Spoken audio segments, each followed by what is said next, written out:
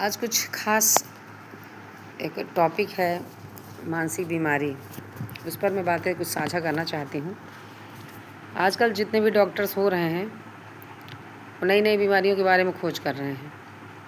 पहले ऐसी बीमारियाँ थी नहीं, कोई मानसिक रोगी होता ही नहीं था। भूत प्रेत बयार लोग इसको मानते थे, आज उसको कहते हैं मानसिक रोगी हो गया है। तो जब भूत प्रेत ये सब होते ही नहीं थे, मरने के बाद कोई कुछ बनता ही नहीं है, तो डर किस बात का था। तो जब वो चीज़ नहीं हो सकती, जब भूत प्रेत नहीं हो सकते हैं, तो मानसिक बीमारी कैसे हो सकती है, ये बताइए। इसका मतलब ना तो मानसिक बीमारी होती है, ना ही भूत प्रेत होते हैं। ना तो मानसिक बीमारी होती है, ना ही भूत प्रेत आत्माएं होती हैं। जितने भी डॉक्टर एउल जलूल बवाल करके बता रहे हैं वो वही हैं जो नीट में फेल रहते हैं।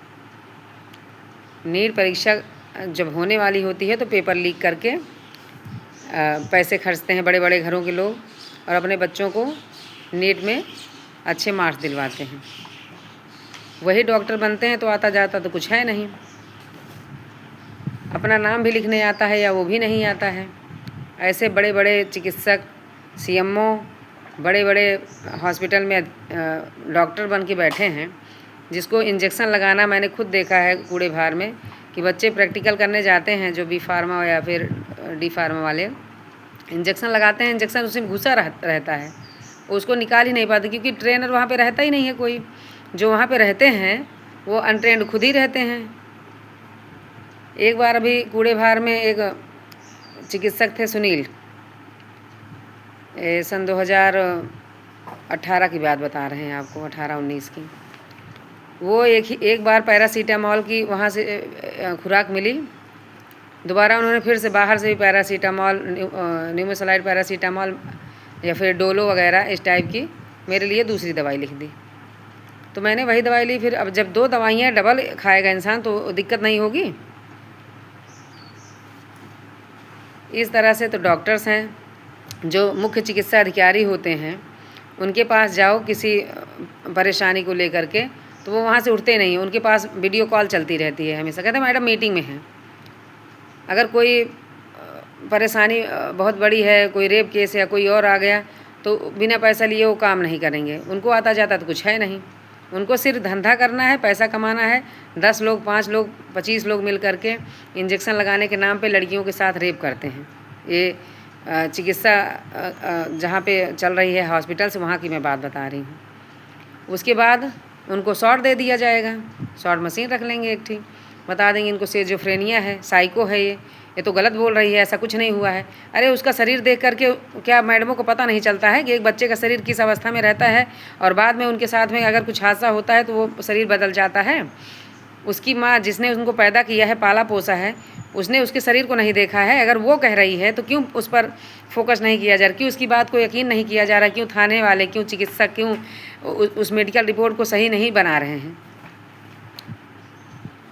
जब कोई सामान्य स्तर से बड़ी हो जाएगी चीज़ें, जो जिस स्तर पर होनी चाहिए कोई बिंदु, और वो उसका आकार बड़ा हो जा रहा है, तो उससे क्या अनुमान नहीं लगाया जा सकता है? क्या उससे मेडिकल नहीं बनाया जा सकता है कि हाँ इस बच्चे के साथ में, इसके साथ में रेप कांड हुआ है, चाहे वो लड़का हो या लड़की हो, और जिसका नाम वो बता रही है उस पर जो है उसको मानना नहीं चाहिए। या फिर अगर बच्चा एक बार माँ से बता दिया है, मान लो उसके बाद उसको शॉट दे दिया गया, उसको भुलवा दिया गया, तो अगर माँ कह रही है तो उस पर यकीन नहीं करना चाहिए?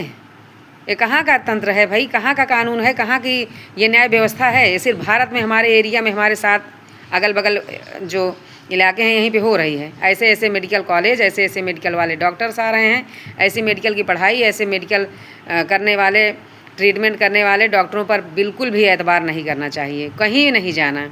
अगर आप देसी नुस्खा अपना सकते हैं तो घर पे इलाज कर लें, ठीक है, नहीं तो आप बाहर जाएंगे, यही सब इलाज हो रहा है। इलाज के नाम पे सिर्फ पैसा ऐंठा जा रहा है। चिकित्सक अब आजकल पढ़े लिखे नौटंकीबाज हैं, वो दाग अच्छा नहीं जानते हैं, डॉक्टर बन के बैठे हैं। ऐसे चिकित्सकों के पास जाना भूल कर भी ना जाएं। इतनी बड़ी बड़ी मशीनें इतना मेहनत करके IIT या बड़े बड़े इंजीनियर लोग बना देते हैं, थोड़ा बहुत टेक्निकल ज्ञान प्राप्त कर लिए, मशीनों का उपयोग कर लिए। आजकल कोई आला तक नहीं लगाता है। पूछ ले क्या हुआ है आपको, रोग बता दो, जो रोग बता दोगे उसी के अकॉर्डिंग दवाइयाँ लिख देंगे, हो गया। ऐसे चिकित्सक होते हैं। पहले के जो चिकित्सक रहते थे एक बार नस पकड़ते थे आपकी हार्ट बीट कितनी है। अब आ गया है वो हार्ट बीट नापने वाली मशीन भी आ गई है। और क्या कहते यहाँ पे जो लगा करके वो रक्तचाप नापने वाली मशीन आ गई है। और कि आपको जो है क्या परेशानी है, तमाम प्रकार की जो भी हैं व्यवस्थाएं वो हो गई हैं। उसके अकॉर्डिंग थोड़ा बहुत इधर उधर हो जाता है उसको भी, क्योंकि टेक्निकली चीज़ है, कभी गलत भी बता देगी। तो तंत्र हमारा जो कानूनी व्यवस्था है वो तो महारद्द है, और उससे भी ज़्यादा खतरनाक अब चिकित्सा व्यवस्था हो चुकी है। ये सही बोलने वाले व्यक्ति जो प्रताड़ना को सह रहा है उसको मानसिक रोगी करार दे रहे हैं, उसे बता देंगे सिजोफ्रेनिया हो गया है। ऐसा कुछ भी नहीं होता है। सही बोलने वाले के साथ में यही प्रक्रिया अपनाई जाती है। उसको मानसिक नींद की गोलियां खिला दी जाएंगी, उसके साथ में व्यभिचार किया जाएगा, दुराचार किया जाएगा, उसके बाद उसको शॉट दे दिया जाएगा, टेम्परेचर देंगे, उसके बाद उसको बता देंगे इसको सिजोफ्रेनिया हो गया है, माइग्रेन है, फलाना है। वो बताओ कैसे वो प्राणी जिए, उसका परिवार, उसकी माँ, उसके घर के लोग जिसने उनको पैदा किया है, पाला है, पोसा है। ऐसे समाज में वो कैसे जी पाएंगे? इसका कोई तोड़ नहीं है समाज में। बड़े बड़े अधिकारी तक इसी में रजे रमे हैं। उनको एक बच्चा नहीं दिखाई देता। क्या वो खुद एक बच्चे नहीं थे? क्या वो उनका शोषण किया जाए तो उनको अच्छा लगेगा? लेकिन नहीं, इसका कोई निराकरण तो होना ही चाहिए। इसे योगी सरकार तक इस बात को अवश्य पहुंचाया जाए। मैं खुद पिछले 3 साल से इन परेशानियों से जूझ रही हूँ। लोग आते हैं, मारते हैं, पीटते हैं और जो कुछ भी कर सकते हैं करते हैं, लेकिन थाने पर पुलिस अधीक्षक या फिर डीएम साहब कोई कुछ नहीं कर पा रहे हैं। मानसिक रोगी, अरे भैया किस बात की मानसिक रोगी? मैं अपने बच्चों को पाल रही हूँ, पोस रही हूँ, बना रही हूँ, खिला रही हूँ, सारा काम कर रही हूँ, A to Z जो काम हमारा है वो मैं कर रही हूँ। किस बात की मानसिक रोगी भैया? किस बात की? जब कोई हमारे साथ गलत करेगा, और हम कानूनी प्रक्रिया अपनाने के लिए, कानून व्यवस्था का सहारा लेने के लिए जाएंगे उससे भिड़ने के बजाय, तो वो लोग हमें उल्टा ये पाठ पढ़ाते हैं, हमारे साथ ये नाइंसाफ़ी वाला ये व्यवहार करते हैं। कोई भी चार्ज लगा देंगे, मोबाइल छीन लेंगे। आप बच्चों को लेके गए हैं अगर बयान देने के लिए तो उनको मारेंगे, पीटेंगे, उनको बहकाएंगे, आपके ही गांव के लोगों को बुला करके आप पर ही थोपेंगे मामला। इतना दुराचार कर रहे हैं। थाने पर तो बहुत ही त्राही मची हुई है। कहेंगे वीडियो बना रही थी। अरे थाने पे वीडियो बनाना जब अलाउ है, अगर बना भी रहा था तो इस बात के लिए क्यों आपको अफसोस है? आप कुछ गलत कर रहे हैं, किस बात का डर है आपको? वीडियो बनवाने में आपको क्या दिक्कत आ रही है? आप एक अच्छे और नेक कार्य के लिए कर्तव्य पथ पर आप अग्रसर हो गए हैं, उसकी आपने शपथ खाई है, और आप जो है एक अधिकारी हैं, आप एक ऑफिसर हैं, लेकिन आप एक मानव नहीं हैं, मनुष्य नहीं हैं। मनुष्यता के नाम पर एक पशु हैं, कलंक हैं। तो समाज से ऐसी दुष्प्रवृत्तियों को हटाने के लिए बहुत बड़ा कदम उठाया जाए। हमारे आसपास में जो घटनाएं घट रही हैं, अगर उसको कोई बताता है, बयान करता है, लिखित देता है, तो उस पर कार्रवाई करके उन व्यक्तियों को तत्काल पकड़ा जाए, जेल भेजा जाए, फांसी चढ़ाया जाए, तब ये लोग जो है सुधरेंगे। नहीं तो उनकी इतनी लंबी कड़ियाँ बनती चली जा रही हैं कि एक एक परिवार करके विघटन के आक्रामक स्वरूप में घुसता जा रहा है। वो परिवार कैसे बचे? क्या वो व्यक्ति इंसान नहीं है? अरे यहाँ लोग पशु पक्षी जिसको पालते हैं उससे भी प्रेम करते हैं। मनुष्यता इतनी खत्म हो गई है। किस बात की शिक्षा, किस बात की पढ़ाई लिखाई? ऐसी पढ़ाई लिखाई, शिक्षा व्यवस्था, यहाँ तक कि टीचर, जब जो अध्यापक हैं वो बच्चे का शोषण कर रहे हैं। बता देंगे आपका बच्चा गलत बता रहा है, ये सिजोफ्रेनिया का शिकार है, ये उल्टी पुल्टी बातें करता रहता है, इसका दिमाग खराब हो जाता है। अरे बच्चा पैदा हुआ है, वो इतने साल तक नहीं उसका दिमाग खराब था, आपके इस विद्यालय में गए बच्चे का दिमाग खराब हो गया। इतने भ्रष्ट अध्यापक अध्यापिकाएँ हो गई हैं, यहाँ तक कि महिलाएँ खुद अपने घरों में बुला करके चोरी का इल्ज़ाम लगा देती हैं, अपने पतियों से, अपने बालकों से, अपने नवयुवक लड़कों से उन बच्चियों का बलात्कार करवा देती हैं। क्या वो महिलाएं गुह खा चुकी हैं, गोबर खाती हैं, मैला खाती हैं, क्या खाती हैं वो, जो इस तरीके से दुष्प्रवृत्तियों में संलिप्त हो गई हैं? और भगवान, लोग कहते हैं भगवान भगवान अंतर्यामी, भगवान की पूजा करो। अरे भगवान जब है तो इन लोगों को सज़ा क्यों नहीं दे रहा है?